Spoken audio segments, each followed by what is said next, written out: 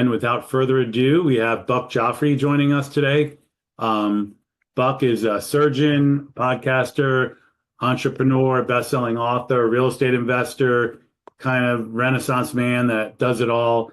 Um, I literally listen to every episode of three different podcasts from Buck, so he has some great content in the real estate space, but also in the longevity space.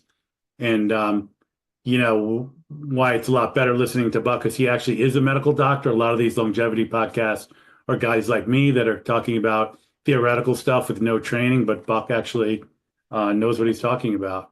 So let me stop sharing my screen so we can get Buck going. Can you guys see Buck now? Hey, Buck, how you doing? I'm good. How are you? Good, good. I'm so glad you agreed to join us today. Hoping maybe you could just, start off by telling us a little bit about, your journey. Yeah, of course, like you said, I started out as a surgeon. Let me just get this here.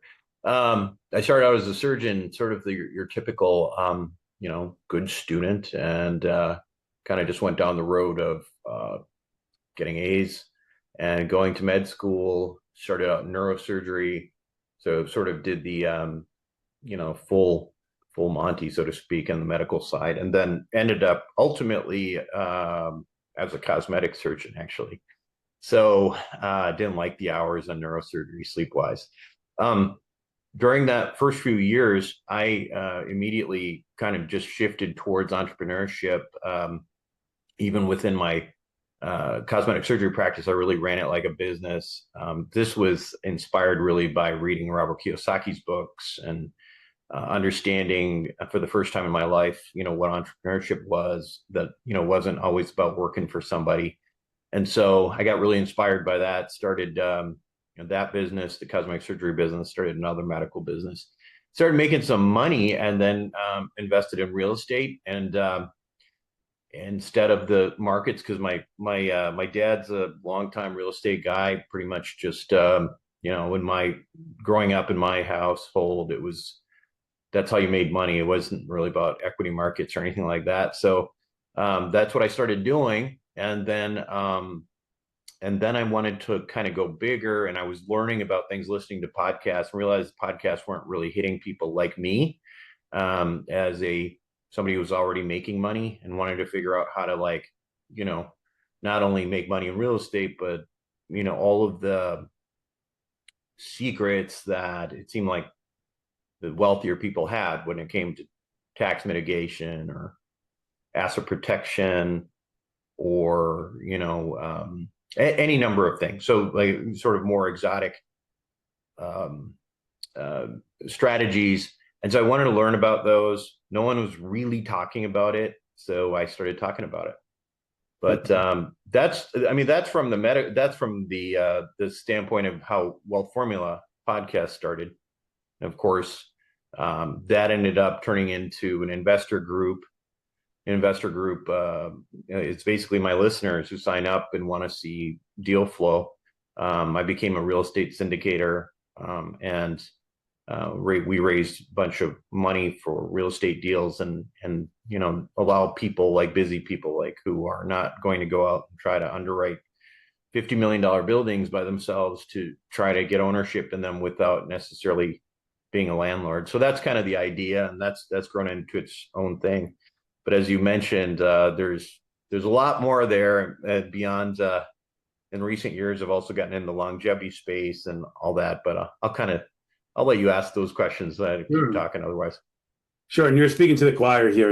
Robert Kiyosaki, Yeah. I'm sure 80% of the people on this Zoom have read those books and follow that, not wanting to trade their time for money. They want to get onto the right side of the cash flow quadrant. So I guess, what are you spending your time on today? I know you actually, for those of you who aren't familiar with Buck, about 4 years ago, we had an all-day investor summit, and we invited a few people in, and Buck, who is based, I think, in Montecito, California, flew out and gave a talk to us, and a few of our agents have invested in deals alongside Buck over the years, and and done pretty well. I know Eileen Meehan and a few others have. So what does your investing business look like today? Are you're syndicating, and then you have a forum where the people go in there to get advice, and then they can invest alongside you in these deals? And is it mostly around multifamily, or is it varied? Yeah, so as you mentioned, we've been doing real estate for some time, and obviously in the last couple of years, it's been really tricky because of interest rates, and everybody in real estate knows that there's ups and downs, and we hit some downs and haven't been doing a whole lot in real estate. I think the mantra in general in multifamily real estate has been survive till 25, and that's 25 is coming up, which is good. But in the meantime, we've been pretty quiet and, really trying to. One of the advantages of a down market, as is that you have an opportunity to see who's performing and who's not from an operator side. So, really kind of keying in on some really successful operators that navigated this whole thing really well. And what we're trying to do right now is scoop up a bunch of, as much as we can, multifamily real estate. It's apartment buildings. The apartment building sector was pretty hit very, very hard from the from the interest rates going up as quickly as they did. And so we're a unique place, I think, right now where we know rates are going down. I mean, the Fed is basically, the Fed has told us they're going to go down. And that creates a unique situation where I think, we have a period in time where there's still distressed apartment buildings out there that are holding on for dear life. And if they can't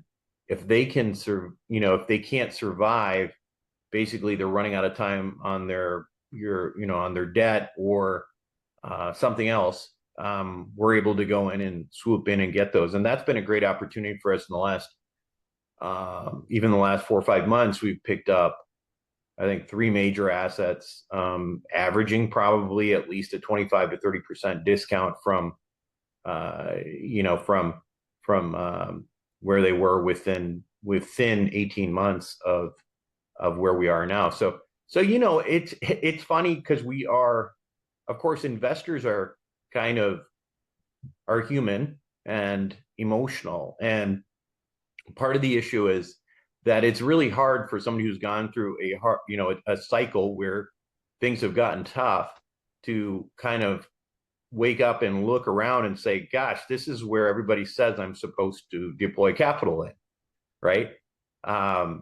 Everybody wants to throw in money when there's froth, and everybody wants to throw in money when there's a lot of excitement, but usually, that's the worst time to jump in, and so I think right now, it's the Warren Buffett quote about, being greedy when others are scared. I think for whatever reason, for many good reasons, actually, people are somewhat scared about apartments right now, but it's actually probably like, this is the best possible time to invest in apartments, and we're trying to take advantage of that. So obviously I do some other things too. 3 years, you feel like it's turned around, it's starting to turn, and you feel like now's the time to jump in?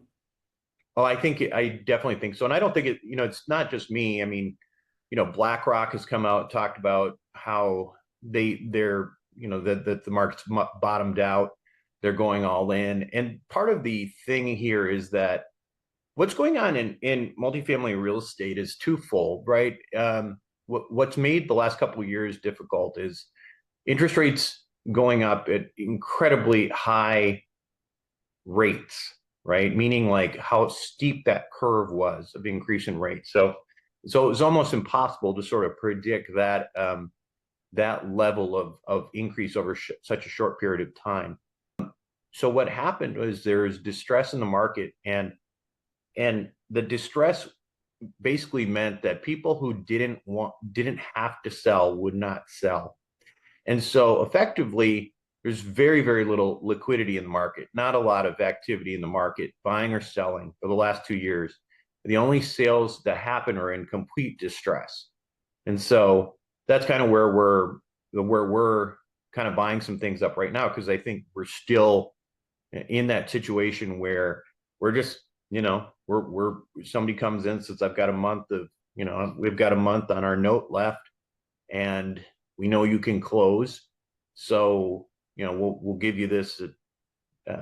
We'll take a full loss on the equity. You just pay off the debt, and we're done. So I think that with interest rates going down, it's kind of a unique situation because, unlike single family homes, mortgages in apartment buildings, large apartment buildings, they don't work on the 10-year treasury, right? They're not ticking up and down like that on a daily basis. What they're following is SOFR, right? And SOFR is much more in line with the Fed rate.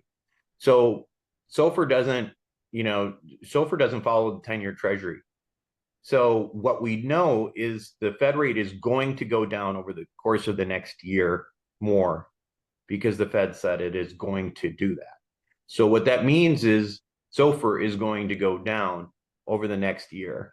And so what you're doing is you're buying real estate in a declining interest environment. And anybody you talk to who's been in this business as an investor, much longer than me, 30, 40 years plus, will tell you that that's when people make the most amount of money, when you're investing in a declining rate environment. So we had a declining rate environment where we're picking up distressed assets. And to me, that's kind of an ideal situation. So I think of it as a very positive time to buy. So I was listening to your Wealth Formula podcast, and you have an active deal where accredited investors can invest now. Like if somebody listens to you today and they love what they're hearing, are they able to get in on that deal still? Yeah, there's one we're actually going to be releasing next week, I believe. In order to do that, though, you have to be part of this group, and you go to wealthformula.com and sign up for the investor club. You have to be accredited. You have to kind of get onboarded, fill out some paperwork and stuff like that. Then you can get access to something like that. So, okay, that's going to close this year. Probably it looks like in December. So it'll still be an opportunity for people who are looking for some depreciation as well. We do bonus depreciation and cost segregation analysis and everything.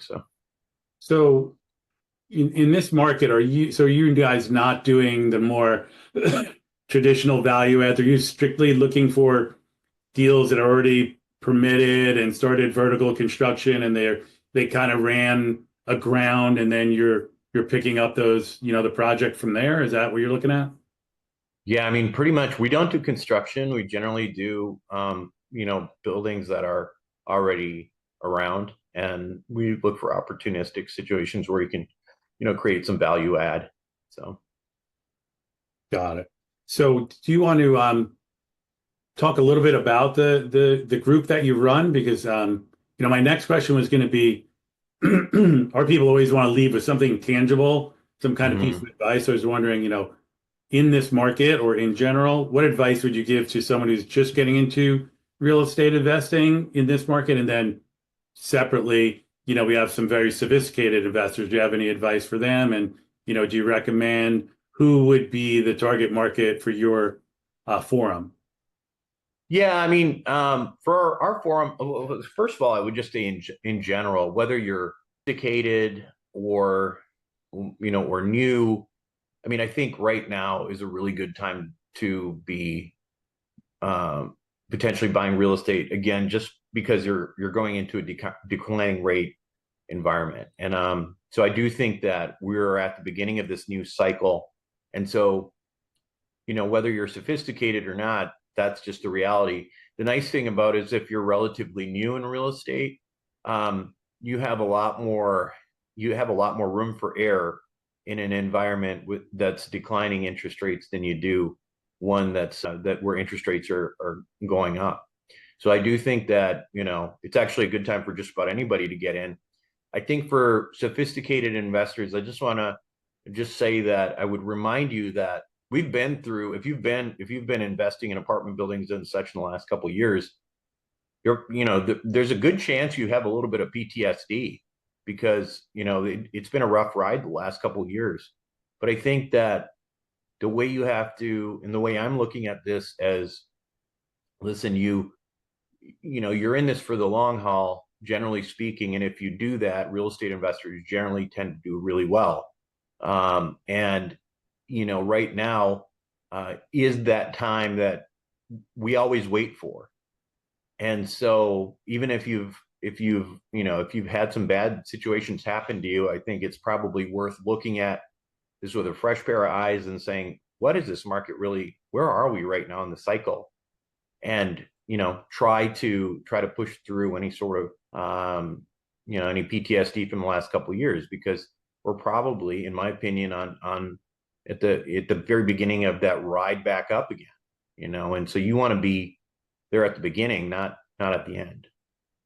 So a lot of times those syndications, the minimum investment is 50,000 or 100,000. I don't know if, the deals you work on, if they're similar, but assuming they are, any advice for what if somebody doesn't have, they want to get started, but they, only have 25,000 or 10,000 to invest? How would they get involved in real estate investing? Well, I think there's lots of ways to do it outside of, I think our group is, listen, our group is for a very specific, I have a lot of doctors, I have a lot of lawyers and things like that who have no particular interest in, buying real estate and being a landlord of any kind. And I think, I started out buying real estate by myself. And so, I think if you start making some money and you want to start small and, buy smaller units and things like that and kind of get the idea of how this stuff works. I think it's, I'm all for it. I think real estate for me, again, knowing that now I've been in real estate now myself since finishing residency trainings, or, not, it's been 15 years, which is, compared to a lot of people, is not that much time, but it's been enough time for me to make a lot of money. And then even if I've had situations that didn't go as well, to really offset that. So I think you got to start somewhere. And there's plenty of real estate investors who start with 10, 15, $20,000 and figure out how to make something work, go to landlords or go to sellers, try to do their seller finance, all those kind of creative things. There's a lot of money to be made in real estate if you learn it and do it right. So you, we could go down whatever. There's lots of things I'd love to ask you about. We can go down any track that you like. One of the things you're involved with, some people call it infinite banking. I think wealth formula banking. Is that something that you're directly involved in? And is that something you would, be willing to explain? Because that can be a good vehicle. I don't know if you're doing that where, you build up that equity and then you take a loan against it and you use that to invest. Yeah. So there's this whole, the traditional finance people, when they start talking to you, they like to tell you that permanent life insurance is not a good deal and that you should buy term life insurance and invest the difference. And I think for most of the time, for the types of policies that people are presented, that's absolutely true. But what my realization on the benefit of permanent life insurance really relates to what I saw happening with what my really wealthy friends were doing. They all had permanent life insurance. So the question was why? And the reason why was because their policies were set up in a very, very different way than the types of stuff that are offered by your typical insurance agent. There's a couple of different concepts that I think are really interesting. One is called, you can read about it. It's called the infinite banking concept, which, we didn't invent, but we put some twists on it. We call it wealth formula banking, and you can go to wealthformulabanking.com and watch some webinars on it. But effectively, what you're doing is you're using these policies and overfunding them, and then borrowing that money back to invest in other things. And so you might say, well, why would you do that? And, wouldn't that just be like a home equity line of credit? The answer is no, because typically what happens is that even when you borrow from these, your cash value from these insurance policies, you still are able to you're still getting paid by the insurance company. You're still getting your policy still accruing interest. You're borrowing money not from your own policy, but from the insurance company off of their ledger. It gets complicated, but basically there's an arbitrage there where even though you've borrowed money, your money continues to grow at a compounding interest rate, and you're borrowing at a simple interest rate and investing in something else. The net of that is that you can turn something that, you might be investing in something that has a cash on cash return of 8. And because of that additional layer of leverage, you might end up, that same investment might be yielding you, 15 or 20%. So that's wealth formula banking. The other thing that we talk about quite a bit is this wealth accelerator concept, which is again borrowed from the high net worth, ultra high net worth world. But what you can do there is, if you want to invest in equities, great. What you can do is you can effectively go through an insurance company and buy life insurance, take that cash value. That cash value ends up basically going up or down with the S&P 500 on a yearly basis. Now, the key being that there's a cap and a floor. So, for example, right now, if that money you can't get a return on it that's greater than 9%, but then there's a floor on it that has that you can't make less than 1%, even if the market's down 20%. So that sounds kind of good, right? But what's really interesting is that you use bank money to leverage these things. And so when you use bank money to leverage, that 9% gain might actually end up being about a 25% gain. So, in real estate, we think about cap rates, right? So this is like using the S&P 500 number as a cap rate and using bank money to leverage up the gain on the gain in the stock market. I don't know if that makes sense, but you can go to wealthformulabanking.com, and we have webinars on both things. They're pretty interesting. And to your question about whether I am involved, yeah, I'm very involved in this stuff. In fact, that's really my only exposure to equities is through a wealth accelerator program.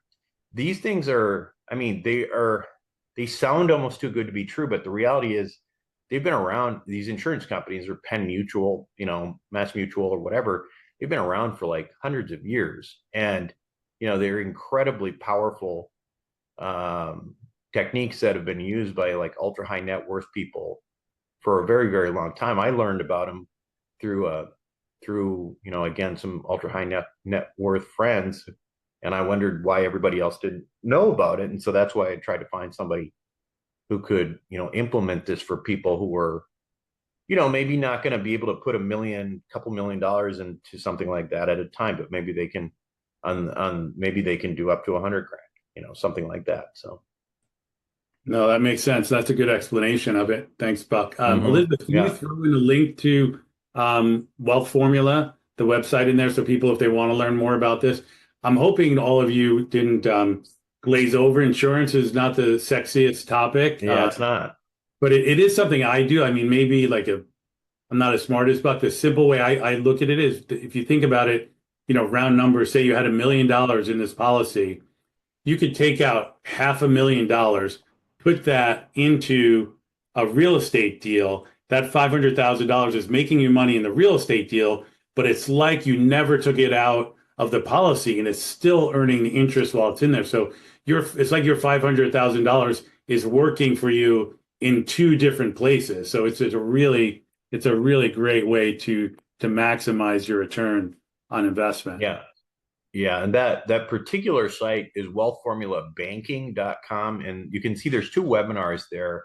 One is on that concept that Al just mentioned, which is Wealth Formula Banking. The other one is Wealth Accelerator, which is the one with the S&P 500 that I just mentioned. But yeah, it's not sexy stuff, but it is very, it's again, we're basically just borrowing from what really wealthy people do, and that most people who are middle class or upper middle class or whatever you want to call it just don't know about it. But there's things that are available to people who are making $500,000, $1 million a year, that are very, very similar to those who are in, centimillionaires. So, Buck, Natalie had a question. Natalie, do you want to unmute and ask your question? Sure. Sorry, I couldn't get off mute. So I hear what you're saying. I'm actually just learning more about this. And one of the things that I started reading is like the in-force illustration to show that cash value over time. And I just wanted to understand, like you're saying you can have that $1 million policy, take 500, K out, but how does the cash value and that particular like demonstration, the illustration of how your money is growing over, you know, 20, 30 years, how do we like read that? I don't know if that's so simple to answer, but it's something I How just do you started read looking it? into. Yeah, like I mean, to your example, right, where you have $1 million policy. So I have $1 million Uh, policy, uh-huh. but then I looked Well, at the in-force mhm, illustration to understand, the cash value of that. And it yeah, didn't seem like it was growing so, aggressively. And I think right. that's where I'm stuck. Yeah. So what happens is, I mean, and you're right, because it's not like, remember, so here's the deal. So for example, let's say, and it's not how big your policy is, it's what the cash value is, right? So it's going to take some time for the cash value itself to accumulate. And so there's tends to be sort of a tipping point, because again, it is compounding interest, and we only hear about the magic of compounding interest, right? So effectively what's happening is, in the policy, the cash value might be growing at, 5.5%. But again, it is compounding interest. And when you borrow, say, half of your cash value to invest in something else, you're paying to borrow that.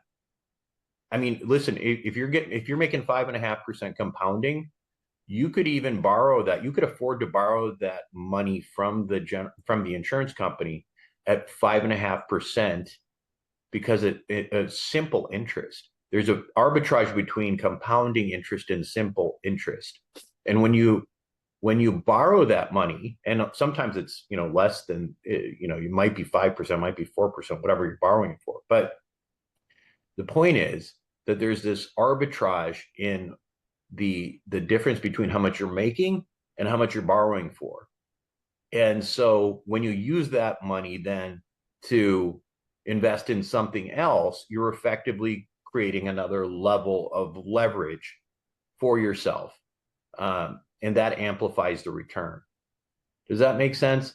Al, you might even be able to explain it better than me, but No, since I, you're doing I it. think that makes sense. I mean, and I don't know if this is answering the question, but I do think if the concern is that it's not, growing as quickly, and I don't know if that's part of the question, if you just get the face value of the policy and you make the minimum payment, it's not growing as much because a lot of that principal is going towards the insurance, but you can make these additional payments each that are not going towards the insurance, that go directly into the investment and build up the equity even quicker. So you kind of have like there's a technical name for it, but there's two different tranches that you pay each time. And the more you put into the investment piece, the quicker it grows. But basically, I think that the main thing that I like about it is just, again, think about it. Money is the same exact money is earning a return in two different places.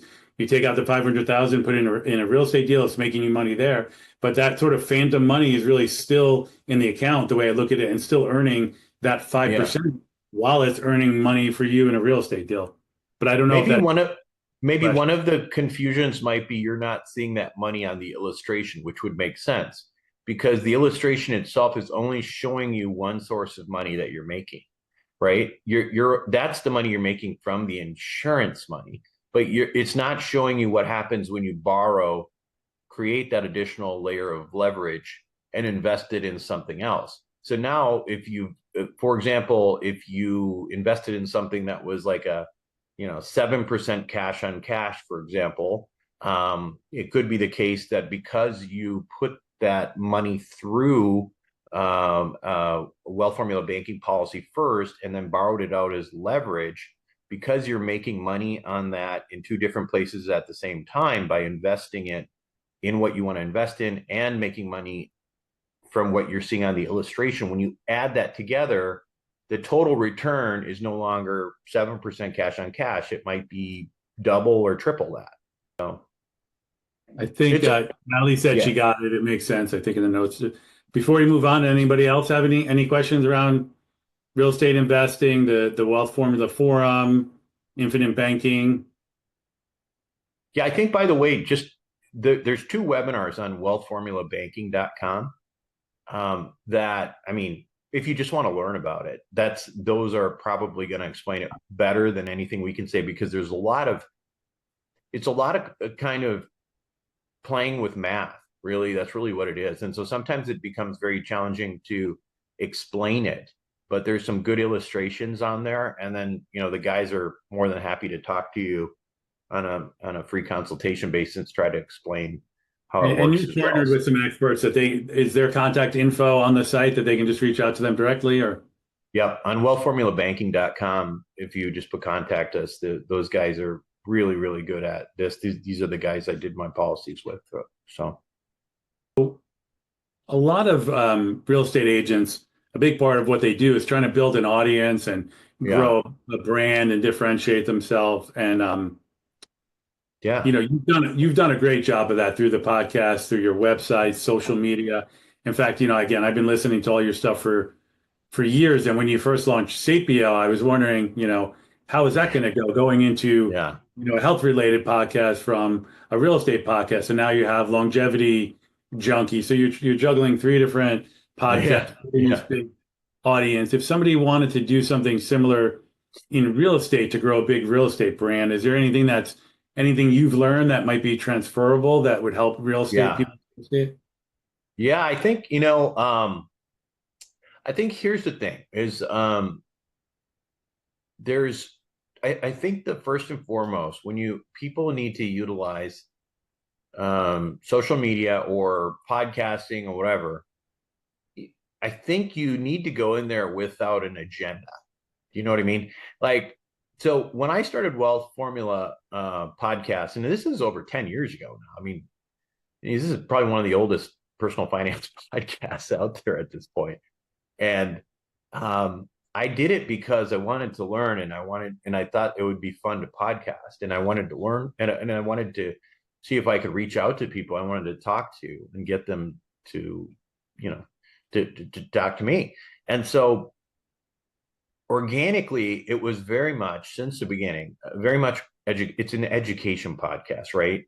Al, if you've been a listener of the show, I don't spend any time really, and there's some commercials about products and things like that we do. I urge people to go to join our accredited investor club, but really the show itself is always just useful for people. It's content that's useful. It's not sales content at all. And so to me, it's all about, trying to go out there and just be passionate about what you're passionate about, because invariably that's where you find an audience. No one wants to hear you selling stuff. They're just going to tune you out. But if you want people to understand what you're passionate about, and, from a real estate agent standpoint, like, what could that be? I mean, you could talk about selling houses, but you could also go to houses and talk about what you like about certain things, or have a niche in real estate that you talk about. You can do a lot as long as you're teaching. So everything I've done has been based around this concept of educational marketing. And I've built multiple companies based around this. If I can teach it and show people why I'm an advocate for it, then if they want to, they can participate as well. And that's been very useful. That's been a very, very successful strategy for me.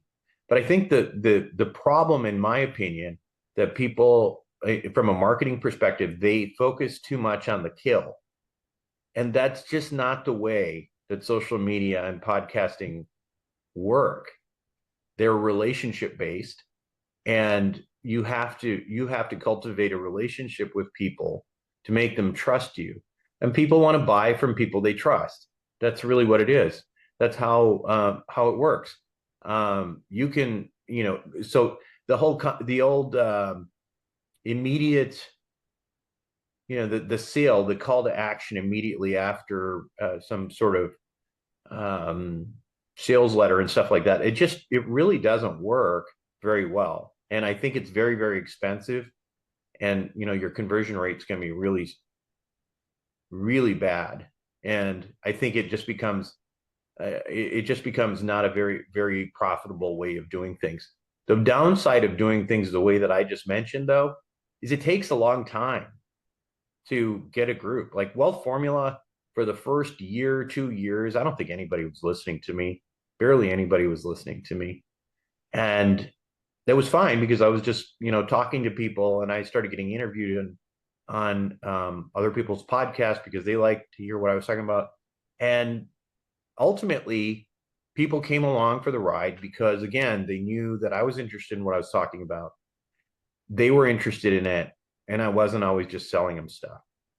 So I guess that's probably my biggest advice right there. Educational marketing. Think what people want to know, what they want to hear, have them get to know you, and then sell them something if you want to try to sell them something.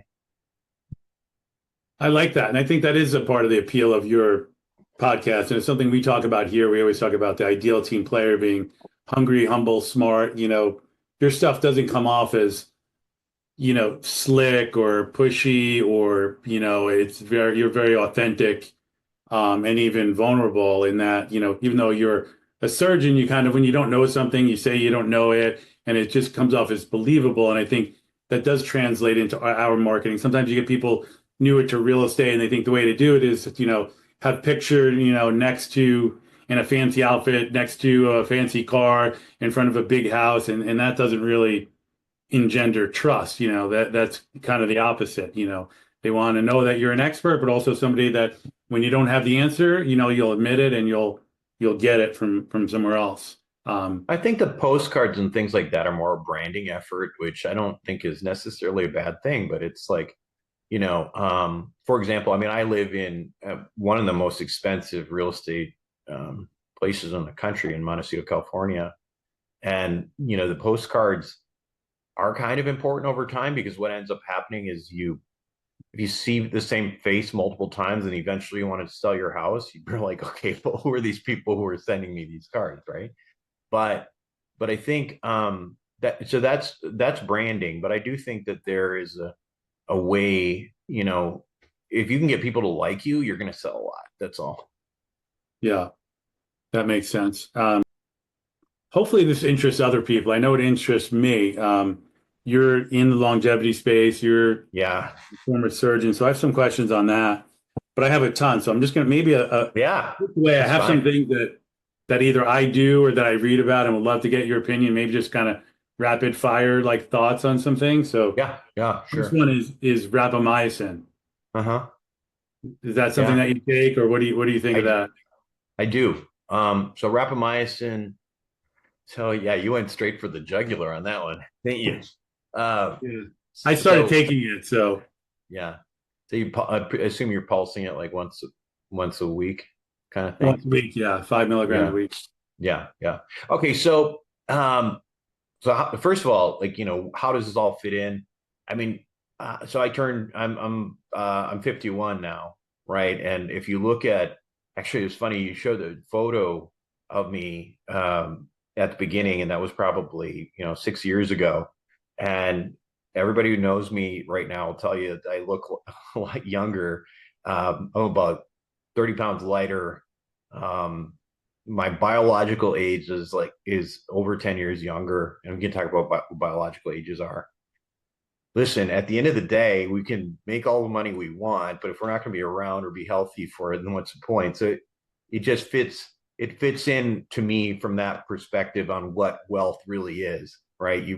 You've got to spend a lot of time, especially in your 30s, 40s, and 50s, sitting there trying to make a bunch of money. But if you look around and you look at some of the people, I look at some of the people who are my age right now, and they are, they're not looking so good. So I think that was sort of the impetus behind doing this. And I think it probably is broadly appealing to a lot of people who are especially, in their 40s and 50s and beyond. So you were asking about rapamycin in particular.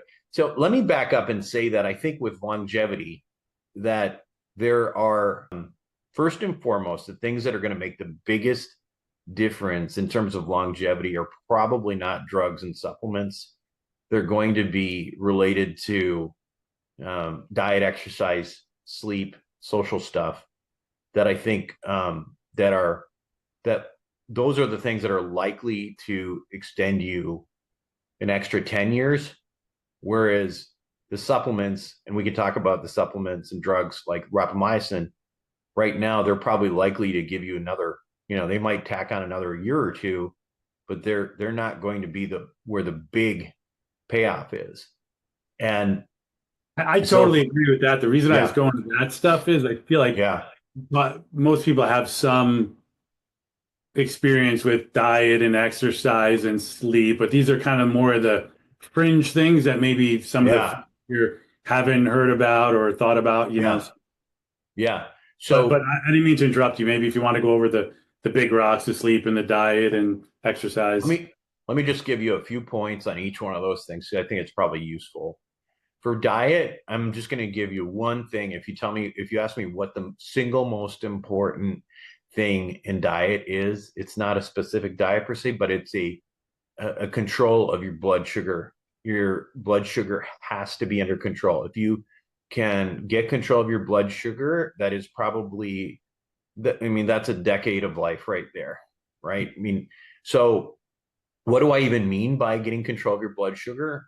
You don't have to be a diabetic to have poor control of blood sugar. So generally speaking, blood sugar is important in our body because it gives us energy and stuff, but there are levels of blood sugar that you don't generally want to be over most of the time. And so, for example, when you're fasting, when you wake up in the morning, your blood sugar really should be under 100, right? But I think that without getting into too much detail, what I will say is that the single most important factor from a nutritional perspective, and potentially everything else, is control of blood sugar. So it doesn't mean that everybody has to go out there and be on, a carnivore diet or anything that's that strict. In fact, there's reasons not to potentially. Do you recommend people get a continuous glucose monitor to? I think it's a great idea.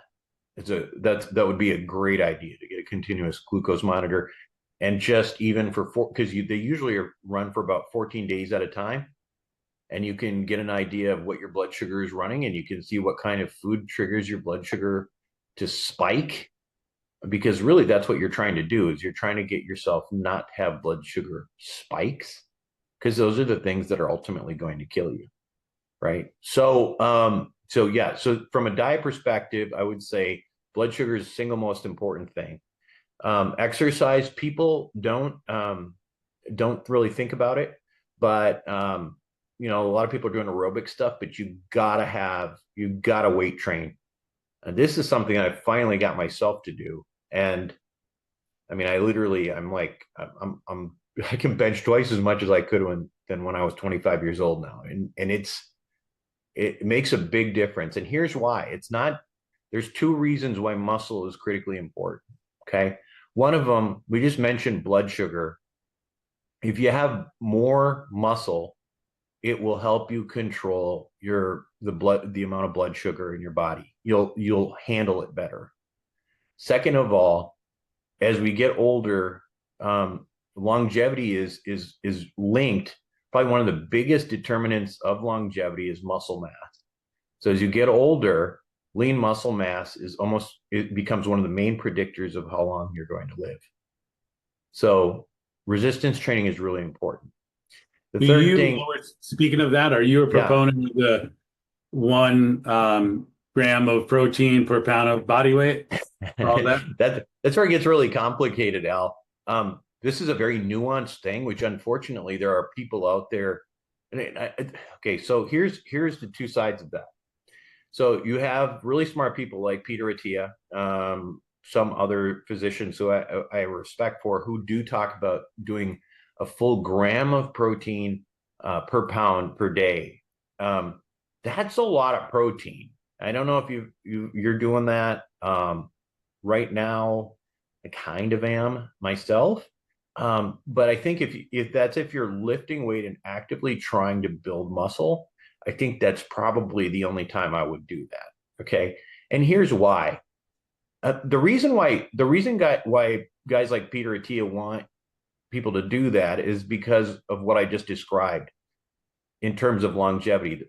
One of the biggest predictors, one of the top two predictors of longevity is muscle mass in your later years, in your, eighth decade. Muscle mass is one of the biggest predictors of how long you're going to live. So as we get older, we naturally lose muscle mass. I think the numbers are like 10-15% per decade after your fifth decade. It goes down fast. And so having more protein in your diet will fight against that concept called sarcopenia, which is loss of muscle mass. Okay. Now, that sounds great, but here's the problem with that kind of huge amount of protein is that if you look at the others in this space that are very smart, say David mTOR. Sinclair, for example. Are you going to talk about mTOR? Yeah, I'll talk about that. So there's guys like David Sinclair who wrote this book, Lifespan, Harvard geneticist. There's Walter Longo, who's at USC, who's one of the top researchers in longevity.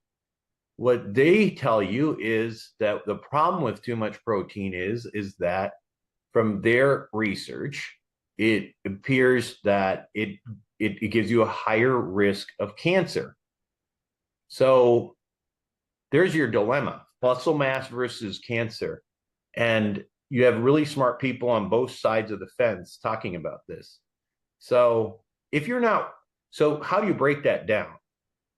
You break that down by saying, in my opinion, you have to think, as long as you know what the potential risks are, you make some decisions on that. So what I'm doing is, right now I'm interested in building more muscle. So right now I am going very high protein. But a year or two from now, if I get to where I want with muscle, I don't think I'm going to do that anymore. Because to me, it's too risky to do as a prolonged thing for the next 20, 30 years. So I would back off and probably shoot for probably closer to 0.5 grams per pound at that point. Because again, there's research on the side of, Sinclair and Walter Longo that's saying that there's a higher risk of cancer if you consume a lot of protein. Okay, so it's a little complicated, and interrupt me if you'd like to, but I can get into this is where your question about rapamycin comes in. Okay, so what is it about protein that seems to potentially increase the risk of cancer? The reason that protein has an effect, in what we call an anabolic effect. When your body senses protein in your body, especially certain types of proteins that are called branched chain amino acids. These are the things that actually stimulate muscle growth as well. They also a pathway in the body that Al just mentioned, which is the mTOR pathway. The mTOR pathway being stimulated makes things grow. So if you're going to grow muscle, you're going to stimulate mTOR. If you're going to grow, you're going to stimulate mTOR. But here's the problem, is that across the board, we know that stimulation of mTOR is inversely related to longevity. In other words, if you turn off mTOR in multiple animal models, whether that's worms, flies, mice, dogs, if you turn mTOR off more than it's on, you live longer. So that's a challenge, right? Because you want muscle mass, but in order to get muscle mass, you're going to turn mTOR on. But then we know that turning mTOR off is what makes you live longer across multiple species being studied. So that's where rapamycin comes in. Now, rapamycin is a drug that I'm most familiar with because it used to be used on transplant units. So it's as an immunosuppressive. So you would, if you gave somebody a new organ, they would be on high doses of rapamycin. Okay, but rapamycin actually has some other benefits as well, and at low doses, what it potentially can do without necessarily hurting you is to decrease mTOR, decrease the level of mTOR stimulation. So taking rapamycin in multiple animal models has shown that those animals live longer, and it's because it's down regulating or turning off mTOR, as Al is alluding to. Now, it becomes a little nuanced because you don't want to take a bunch of rapamycin because you'll get immunosuppressed and stuff. So typically when people are doing it, they are pulsing it, meaning you're taking it once a week, maybe 5 milligrams up to 10. And it's completely something that is written by your physician, and the vast majority of physicians probably are not going to write that prescription for you because they have no clue about this kind of medicine. And they're going to be like, why in the world would I put you on an immunosuppressive? So, Al, do you have any questions on that? Or probably, but I know we've run out of time. So what I thought I would do to make it more interesting to greater number of people, that's maybe the one I wanted to ask, but a lot of these things the more trendy things that I hear our agents doing, I'm just curious to ask a real doctor what he thinks about it. So we have people that are doing cold plunges, saunas. What do you think of both of those? There's a lot of data on saunas. In fact, sauna use 4 to 5 times a week, or 4 to 5 times a week by people compared to those using it 1 time a week, for example. In Finnish studies in Finland, shows like I believe it's over 30% decrease in all-cause mortality. So cardiovascular mortality as well, but all-cause mortality. In other words, using the sauna more in these huge studies that are coming out of Finland where they use saunas all the time. The more you use it, generally speaking, the less death. So you'll live longer if you're using the sauna a lot more. So how about the cold plunge? Cold plunges are different. People talk a lot about cold plunges. The reality is that most of what the benefit of cold plunges seems to be a release of dopamine, and that's good for psychological type stuff for sure. There's also potentially a benefit in terms of sort of triggering the parasympathetic nervous system. In other words, a lot of us are running around in this fight or flight sort of state. The parasympathetic nervous system is a rest or relax state. The cold tends to push you into this rest or relax state, and that's good in general. That's going to be a better thing for your health. But I think, in my opinion, the cold thing is there really is, and it's not an opinion. There's really no data in terms of longevity at all. I think it's become more of just a thing, And in fact, for building muscle, it's counterproductive. If you go into a cold plunge after, lifting weights, your muscles are not gonna grow as much. All right, we got a couple more on here if you have time. You can just comment on one or the other. We're running at it, but do you have any thoughts on blood flow restriction exercise or intermittent fasting? Intermittent fasting is a tricky one. I'll just talk about that specifically. Intermittent fasting, people talk about doing these windows of 8 hours or less. That became very popular. It does seem to improve your metabolic health. However, there is a lot of studies on people who skip breakfast, and also that suggests that those shorter windows of 8 hours or less long term would actually be counterproductive to longevity. In other words, in the short term, if you're having these fasting windows of 8 hours or less, meaning you only eat during 8 hours a day or less, you may have short-term benefits, but if you're doing that over 20, 30 years, it may be counterproductive in terms of cardiovascular health. So my suggestion on that is for intermittent fasting, if you want to do it for shorter than 8 hour windows, I would do that as an intervention, probably not for more than 3 months. And after that, I would probably move back to an 11-hour window and keep it there. All right. I want to be respectful of your time. We're already a little bit Yeah. over. Anything in the, any parting comments in the longevity space or the real estate investing space, and what's the best way for people to get a hold of you? Well, there's a ton of information here, obviously. So probably the best way, just to learn more about what we're doing, the podcast is the Personal Finance is Wealth Formula. Wealth Formula podcast. You have website wealthformula.com. And in terms of the health and longevity stuff, a lot of the things that we're talking about, if you go to Sapio, it's Sapio with Buck Joffrey, SAPIO. I mean, that's a podcast that I do that gets really deep into stuff.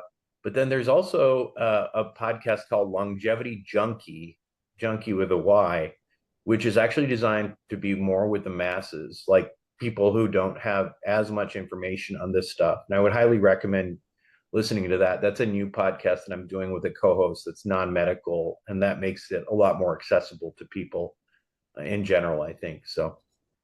Okay. And then I was going to ask you the difference between Sapio and Longevity Junkie, but I think so. Yeah.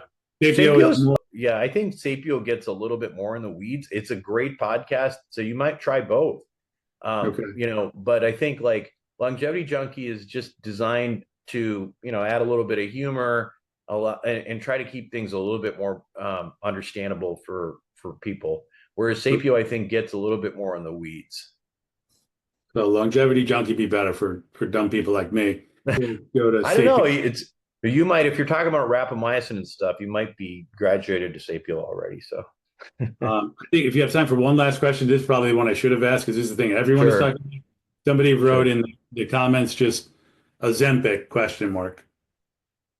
So Ozempic, if you're really overweight, I mean, listen, gain control of blood sugar, losing a ton of weight is a good thing. The only problem is that you've got to take in a lot of protein while you're doing Ozempic, and this is where you want to do that gram per pound for sure, because when you're losing weight on Ozempic, up to 30% of that is muscle weight, and so you have to counterbalance loss of muscle mass. That makes sense. All right. Anybody have last question for Buck before we sign off? Hopefully you guys all found this helpful. I could have done the whole thing on longevity for 2 hours. I'm so glad I got to ask you all these questions. Yeah. Anything we should have asked you, Buck, that we didn't? No, I think we're good. I had a quick question. Sure. My question is, I walk a lot, and I know I need to do more weight training. So would it be helpful, since I'm doing the walking, like just to add weights, like say, like they have the ankle weights and would that help build the muscle with that, or should I specifically walk and then separately do weight training? What do you think? I think separate weight training is pretty important. Separate? Yeah, even if it's like body squats, push-ups, things like that. Okay. Yeah. All right. Okay. Thank you. You bet. Thank you. All right. Well, thanks everybody for joining us today. Especially thank you, Buck. You bet. Take care. All right. Take care. Bye, everyone.